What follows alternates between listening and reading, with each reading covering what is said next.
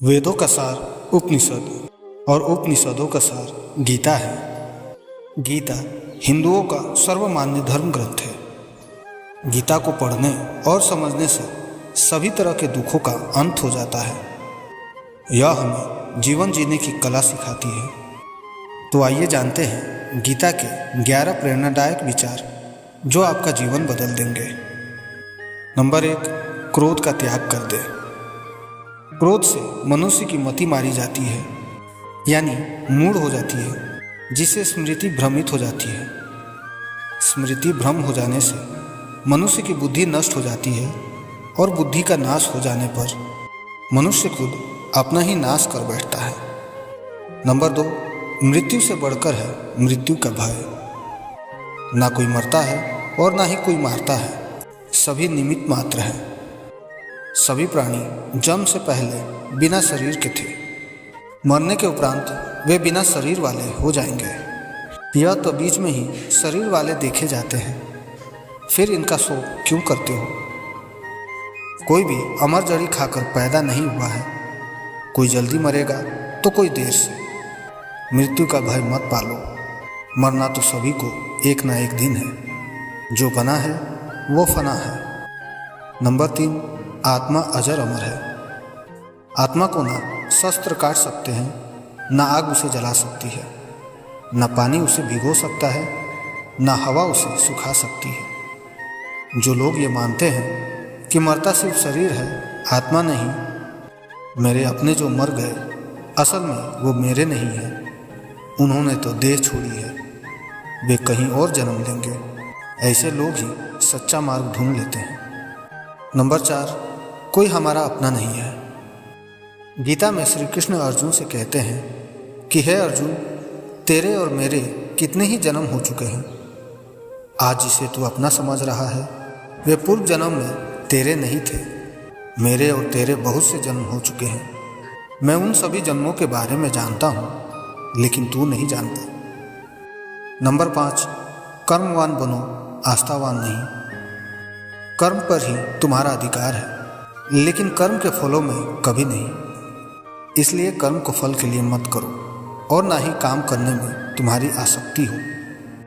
जिसका मन अपने वश में है, जो जितेंद्रिय एवं विशुद्ध अंतःकरण वाला है और संपूर्ण प्राणियों का आत्मरूप परमात्मा ही जिसका आत्मा है, ऐसा कर्मयोगी कर्म करता हुआ भी लिप्त नहीं होता।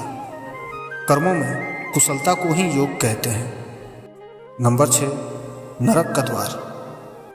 काम, क्रोध तथा लोभ, यह 3 प्रकार के नरक के द्वार में हेतु होने से यहाँ काम, क्रोध और लोभ को नरक का द्वार कहते हैं।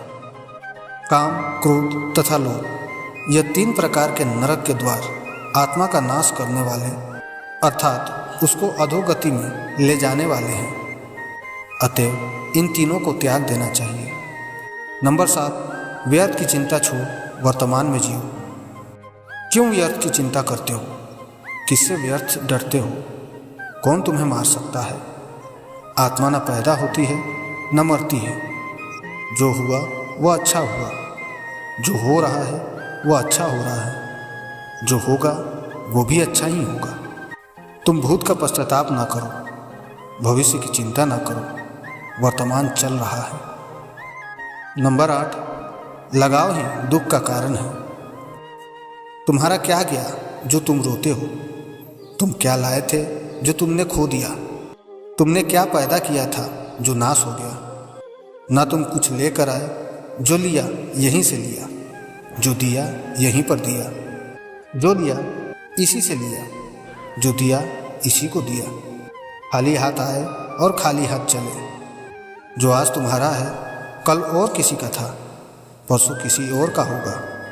तुम इसे अपना समझकर मग्न हो रहे हो, बस यही प्रसन्नता तुम्हारे दुखों का कारण है। नंबर 9, परिवर्तन को समझो और उसके साथ रहो। परिवर्तन संसार का नियम है। जिसे तुम मृत्यु समझते हो वही तो जीवन है। यह एक क्षण में तुम करोड़ों के स्वामी बन जाते हो, दूसरे ही क्षण में तुम दरिद्र हो जाते हो। मेरा तेरा छोटा बड़ा अपना पराया मन से मिटा दो, फिर सब तुम्हारा है, तुम सबके हो। न यह शरीर तुम्हारा है न तुम शरीर के हो। यह अग्नि, जल, वायु, पृथ्वी, आकाश से बना है और इसी में मिल जाएगा, परंतु आत्मा स्थिर है। फिर तुम क्या हो? नंबर 10, धर्म की शरण में रहो। यदि तुम खुद कुछ नहीं कर सकते हो तो श्री कृष्ण कहते हैं कि तुम अपने आप को भगवान को अर्पित करो। यही सबसे उत्तम सहारा है। जो इसके सहारे को जानता है वो भय, चिंता, वो शौक से सर्वदा मुक्त है। जो कुछ भी तू करता है उसे भगवान को अर्पण करता चल। ऐसा करने से सदा जीवन मुक्त का आनंद अनुभव करेगा। सारे धर्मों का त्याग कर मेरी शरण में हो जाओ। नंबर 11, विश्वास। मनुष्य अपने विश्वास से निर्मित होता है। जैसा वह विश्वास करता है वैसा वह बन जाता है।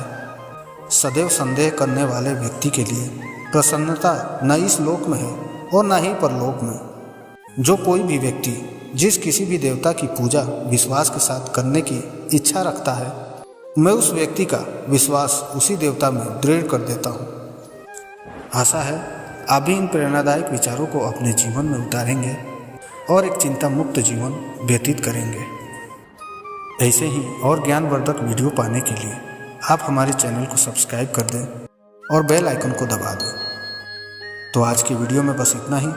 मिलते हैं अगले वीडियो में। तब तक के लिए धन्यवाद। जय हिंद, जय भारत।